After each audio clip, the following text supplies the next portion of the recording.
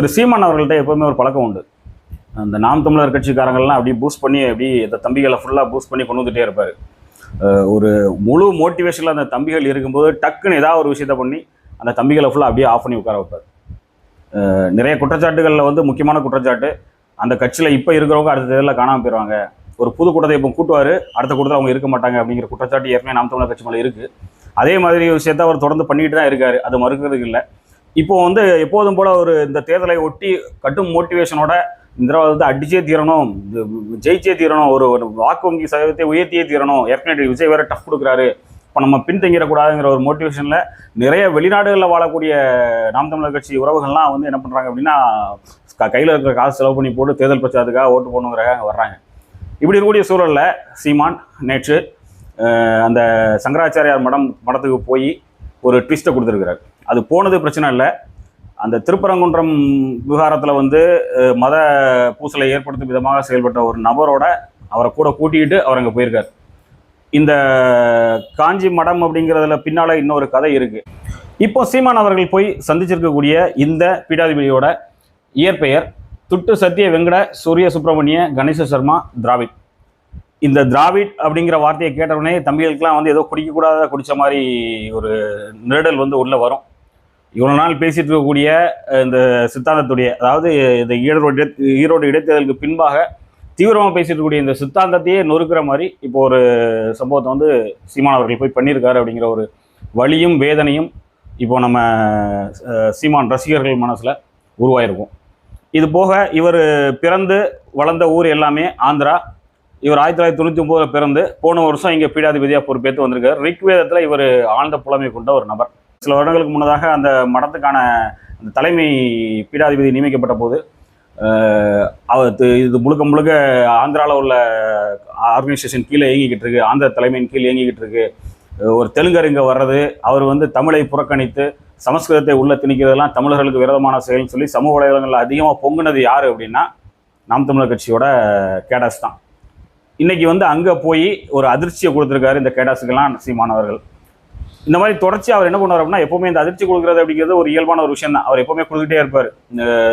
இந்த தம்பிகளே வந்து சில கட்டங்களில் வந்து இதெல்லாம் அவங்களுக்கு தேவையில்லாத வேலையை எல்லாம் பண்ணுறீங்கன்னு சொல்லி ஒரு போகிற போக்கில் ஒரு திட்டு போகிற மாதிரியான செயல்பாடுகள்லாம் அதுக்கு மேலே பண்ணிகிட்டே தான் இருக்கார். இப்போவும் அதை மாதிரி அவர் பண்ணியிருக்காரு.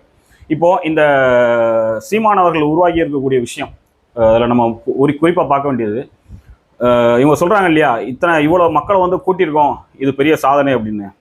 சொல் செயல் இந்த ரெண்டுக்குமான வித்தியாசம் வந்து சீமான் ரொம்ப அதிகமாக இருக்கும். அவர் வந்து மக்களுக்கு சொல்லக்கூடிய அந்த இயற்கை சார்ந்த வாழ்வியல், மரபை மீட்டெடுத்தல், பண்பாட்டை மீட்டெடுத்தல், கலாச்சாரத்தை மீட்டெடுத்தல், இது எதுவுமே அவரோட வாழ்க்கையில் ஒரு துளி அளவு கூட இருக்காது. 0.0001% கூட இருக்காது அவரோட வாழ்க்கையில். அவருடைய செயல்பாடுகள், அவரோட வாழ்வியல் முறைகளில் இந்த தாக்கம் எதுவுமே அதில் இருக்காது. ஆனால் அவர் வந்து ஊருக்கு ஃபுல்லாக உபதேசம் பண்ணிக்கிட்டே இருப்பார். அப்போது அவர் முழுக்க என்ன பண்ணியிருக்காருன்னா, ப்ராக்டிக்கலாக நம்ம யோசிச்சோம் அப்படின்னா, அவருடைய பேச்சாட்சிகளின் காரணமாக ஒரு பெரும் கூட்டத்தை இங்கே கூட்டி வச்சிருக்காரே தவிர, அவருடைய செயல்பாடுகளின் மீது நம்பிக்கை கொண்டு, அவருடைய கொள்கை நிலைப்பாட்டின் மீது நம்பிக்கை கொண்டு அவர் பின்னால் இப்போ வரைக்கும் யாரும் கூடலை. இதை யதார்த்தத்தை நம்ம புரிஞ்சுக்கணும். இது ஏன் இப்போ சொல்ல வர்றோம் அப்படின்னா, ஒரு டிமோட்டிவேஷனுக்காக இல்லை, மாற்று இதுதான் அப்படின்னு சொல்லி இன்னும் நம்ம எத்தனை வருஷம் அதுக்கு பின்னாலே போகிறோம் அப்படிங்கிற ஒரு கேள்வி தான் நம்ம முன்வைக்கிறோம். எப்போவுமே ஒரு அப்படியே கூட்டு வராரு, அப்படியே டம்மி பண்ணி உட்கார வச்சிடறாரு. ஒரு மோட்டிவேஷனோட கொண்டு வராங்க, அப்படியே ஆஃப் பண்ணி உட்கார வச்சிடறாங்க. ஒரு பேர் எழுச்சியை வீழ்த்தக்கூடிய ஒரு நபர், நாம் தமிழர் கட்சியோட பேர் எழுச்சியை வீழ்த்தக்கூடிய ஒரு முக்கிய நபர் தமிழ்நாட்டுக்குள்ள யார் அப்படின்னா அது சீமான் மட்டும்தான். ஒரு பெருங்கூட்டத்தை கூட்டுறாரு, அந்த கூட்டத்தை எங்கே வந்து டிமோட்டிவேட் பண்ணி உட்கார வைக்கணுமோ அதையும் அவர் தெளிவாக பண்ணிடுறாரு. இப்படி தொடர்ச்சியாக அவர் பண்ணிக்கிட்டே தான் இருக்கிறார். ஸோ செயல்பாடுகளின் அடிப்படையில் இது வரைக்கும் நாம் தமிழர் கட்சிக்கு கூட்டங்கள் யாரும் கூடலை அப்படிங்கிறது இங்கே ஒரு பெரிய அதிருப்தி. இப்படி சீமான் எப்போதுமே வந்து தம்பிகள் பூஸ்ட் ஆகி வரும்போது டக்குன்னு ஒரு அடி அடிச்சு உட்கார வைக்கிற மாதிரியே இப்போ இந்த விஷயத்தையும் பண்ணியிருக்கிறார்.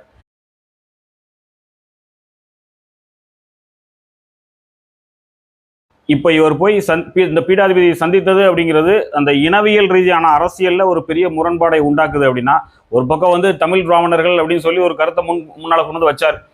அதை கூட ஏற்றுக்கிட்டு கடந்து போயிடலாம். எந்த அடிப்படையில் அப்படின்னா, பிரதிநிதித்துவ அடிப்படையிலான இட வாய்ப்பு உரிமை வழங்கப்படும் போது அவர்களும் ஒரு குறிப்பிட்ட சதத்தில் இங்கே இருக்கிறாங்க, அவர்களுக்கும் வந்து ஒரு 6 சீட்டுகள் ஒதுக்க வேண்டிய ஒரு கடமை இருக்குது அப்படிங்கிற கண்ணோட்டத்தில் கொண்டு போயிடலாம். ஏன்னா தமிழ் தேசியங்கிறது எல்லாரோட பிரதிநிதித்துவத்தையும் பேசுது.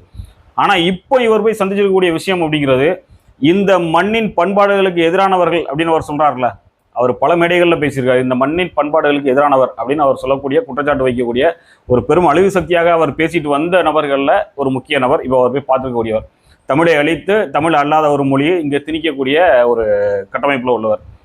இந்த விஜயநகர பேரரசு குறித்து பேசும்போது அதோட பூர்வீகம் ஆந்திராலேருந்து வந்துச்சு அப்படின்னு அந்த கிளையில் வந்த ஒரு நபரை இப்போ இவர் போய் செஞ்சிருக்கார். இது ஒரு சாதாரண விஷயமா கடந்து போகக்கூடிய ஒரு விஷயம் இல்லை. அடுத்ததாக இப்போ இவர் வந்து இந்த மனித குலத்துக்கு எதிரான ஒரு சித்தாந்தம்னு பேசுகிறார்ல, சக்திகள்னு பேசுகிறார்ல, அந்த சக்திகளோட தொடர்புலையும் இருக்கக்கூடிய ஒரு நபராக தான் இவர் போய் செஞ்சிருக்கார். இது போக கூட்டிகிட்டு போன ஒரு நபர். தமிழ்நாட்டில் மதவாத சிந்தனைகளை மத கலவரத்தை தூண்டுறதுக்கு முழுக்க முயற்சி பண்ணிட்டு கூடிய ஒரு நபர். இப்போ இந்த செயல்பாடுகள் மூலமாக மீண்டும் இந்த பூஸ்டாக இருந்த தம்பிகளை ஃபுல்லாக வந்து தொய்வான நிலைக்கு அவர் கொண்டு வந்திருக்கார். இப்போ தம்பிகள் தொய்வான நிலைக்கு வந்து ஒரு பக்கம், இது போக இப்போ வந்து ஒரு பெரும் எழுச்சி மக்கள்கிட்ட உருவாயிருக்கும் இல்லையா, அந்த மாற்று சக்தியாக இந்த சீமானுக்கு ஓட்டு போடணும் அப்படிங்கிற சில நபர்கள் முடிவெடுத்திருப்பாங்க இல்லையா, அவர்கள் எல்லாம் யோசிக்கக்கூடிய ஒரு நிலையில இந்த விஷயத்தை கொண்டு போய் நிப்பாடிருக்காரு. ஏற்கனவே ஒரு தேர்தலில் வந்து இலவசம் வாங்குறவங்க எனக்கு ஓட்டு போடாதீங்கிறாரு, மது குடிக்கிறவங்க எனக்கு ஓட்டு போடாதீங்க அப்படிங்கிறாரு. இப்படி அவர் நிறைய கேட்டகரி அடிக்கிட்டே போவார்ல. இதெல்லாம் கழிச்சுட்டு பார்த்தா அதிகபட்சம் வந்து ஒரு 1% 1% ஓட்டு கூட தமிழ்நாட்டில் தேராது. இப்போ இந்த விஷயத்தையும் அவர் பண்றதுல வந்து எதுல போய் இது முடிய போகுது அப்படிங்கிறது தெரியாது. இப்போ தம்பிகளுக்கு களத்துல ரொம்ப உற்சாகமா இருக்கக்கூடிய தம்பிகளுக்கு இது மிகப்பெரிய பின்னடைவே சீமான் எப்போதும் கொடுக்குற மாதிரி கொடுத்துருக்காரு அப்படிங்கிற மாதிரி தான் இந்த வாரத்தை நம்ம பார்க்க முடியும்.